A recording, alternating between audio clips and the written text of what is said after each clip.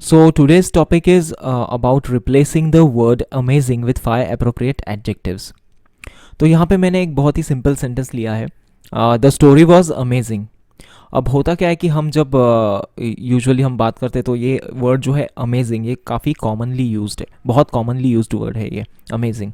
तो अगर डेवलप करनी है इंग्लिश, तो आपको एक तरीका ऐसा है कि आप वोकेबलरी वर्ड्स आप ऐसे प्रैक्टिस कर सकते हो कि अमेजिंग जो कॉमन वर्ड्स है उसके लिए आप वोकेबलरी वर्ड्स जो अनयूजुअल है, यानी जो ज़्यादातर लोग यूज़ नहीं करते, वैसे वर्ड्स आप अपने डेली कॉन्वर्जेशन में आप ला सकते हो और ऐसे आप इंग्लिश इम्प्रूव कर सकते हो. ये एक तरीका है कि इंग्लिश इम्प्रूव करने का.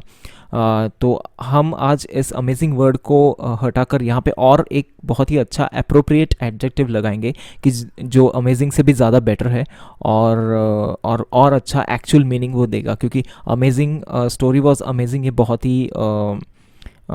ही प्राइमरी सेंटेंस है, इसको हम और थोड़ा बेहतर करेंगे.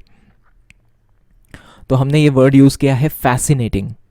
The story was fascinating. Fascinating का अर्थ होता है, मराठी में उसे कहते हैं लक्ष वेधून घेणे. या फिर आप जब स्टोरी कोई भी बुक पढ़ते हो तो आपका ध्यान पूरा स्टोरी में, आप इतने इन्वॉल्व हो जाते हो कि आपको कोई दूसरा पता ही नहीं चलता कि समय कब निकल गया. आप इतने इन्वॉल्व हो जाते हो और इतना पूरे कंसंट्रेशन के साथ, जिसे बोलते हैं ना एकाग्र चित्त होन, तो ऐसे आप कोई स्टोरी पढ़ते हो, इतनी अच्छी स्टोरी होती है. तो इसका मतलब क्या हुआ, स्टोरी वॉज फैसिनेटिंग. तो उसे कहते हैं फैसिनेट करना, यानी fascinating. The story was fascinating. Fascinating की जगह और ऐसे भी एडजेक्टिव्स है जो हम यूज़ कर सकते हैं. Second adjective is एंट्रांसिंग. The story was एंट्रांसिंग.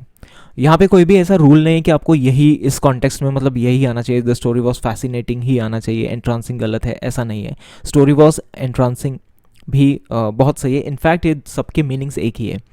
Fascinating, एंट्रांसिंग, इसका मतलब है कैप्टिवेटिंग, यानी आपको कैप्टिवेट करना, यानी आपका ध्यान पूरी तरह से, आपका अटेंशन ग्रैब करना, आपको एंगेज रखना उसके कंटेंट में. इसका अर्थ ये होता है. The story was एंट्रांसिंग. Next word is spell binding. जो एक्चुअल वर्ब है वो है स्पेल बाउंड, स्पेल बाइंड. तो इसका ही हाँ यहाँ पे ये फॉर्म है, the story was spell binding. इसका भी मीनिंग सेम है, वही मीनिंग होता है, तो कोई डिफरेंस नहीं है.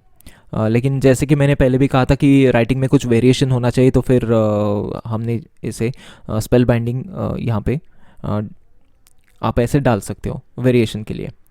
सेम मीनिंग का और एक वर्ड है, वो है एंथ्रॉलिंग. The story was एंथ्रॉलिंग. ये भी बहुत अच्छा सेंटेंस है, ये भी सही है. सभी सेंटेंसेस सही है, अर्थ वही होता है, मीनिंग वही है फिर से, कि एंथ्रॉल किया मतलब कैप्टिवेट किया, स्पेल बाउंड किया, वही मीनिंग होता है. The story was एंथ्रॉलिंग. अब हमने यहाँ पे और एक टास्क क्या किया है कि एंथ्रॉल ये जो वर्ड है, अब इसके ऊपर बेस्ड एक सेंटेंस बनाया है. कि अगर एंथ्रॉल ये जो वर्ड है, यानी कि कैप्टिवेटिंग, यानी कि बहुत ही जैसे मैंने कहा कि मराठी में उसे कहते हैं कि लक्ष वेधून घेणे, तो इसमें एंथ्रॉल, अब इस वर्ड का अगर हमको सेंटेंस लिखना है, इस वर्ड को यूज़ करके अगर कोई सेंटेंस क्रिएट करना है, तो फिर हम कैसे क्रिएट कर सकते हैं कि I was enthralled by the lake side beauty. यानी तालाब के पास की जो ब्यूटी थी, जो सीनिक ब्यूटी थी, जो नेचर्स ब्यूटी थी, वो इतनी खूबसूरत थी, वो नेचर इतना खूबसूरत था कि आपका ध्यान खींच लिया उसने. So you were enthralled by the lake side beauty, ऐसा हम कह सकते हैं.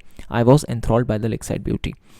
The next sentence is the singer had spell bound the audience. अब यहाँ पे जो मेन वर्ब है दैट इज स्पेल बाइंड, ये वर्ब है और उसका ही पास्ट टेंस, क्योंकि ये हैड है, ये जो सेंटेंस है ये पास्ट टेंस में, इसलिए स्पेल बाइंड का स्पेल बाउंड हो गया पास्ट टेंस में. The singer had spell bound the audience, यानी सिंगिंग बहुत अच्छी थी कि ऑडियंस ने बहुत एंजॉय किया और ऑडियंस का ध्यान पूरा सिंगर की तरफ था, गाने की तरफ था. इतना अच्छा सॉन्ग था, इतना अच्छा परफॉर्मेंस था कि audience, the singer had spell bound the audience. Entrance, अब इस वर्ड को भी हम यूज़ कर सकते हैं. For example, the tourists were एंट्रांस्ड by the beauty of the forest. यानी वो फॉरेस्ट इतना खूबसूरत था कि जो टूरिस्ट आए थे फॉरेस्ट देखने के लिए, दे वर एंट्रांस्ड बाय इट्स ब्यूटी। तो इतना खूबसूरत था वो फॉरेस्ट। द सो ऐसे भी आप लिख सकते हो, the tourist were एंट्रांस्ड by the beauty of the forest. और आप जब भी common day to day life में भी आप ऐसे सेंटेंसेस बोल सकते हो, ऐसे वर्ड्स आप ला सकते हो। ये बहुत ही अच्छी एक्सरसाइज है जो डे टू डे लाइफ में आप कर सकते हो।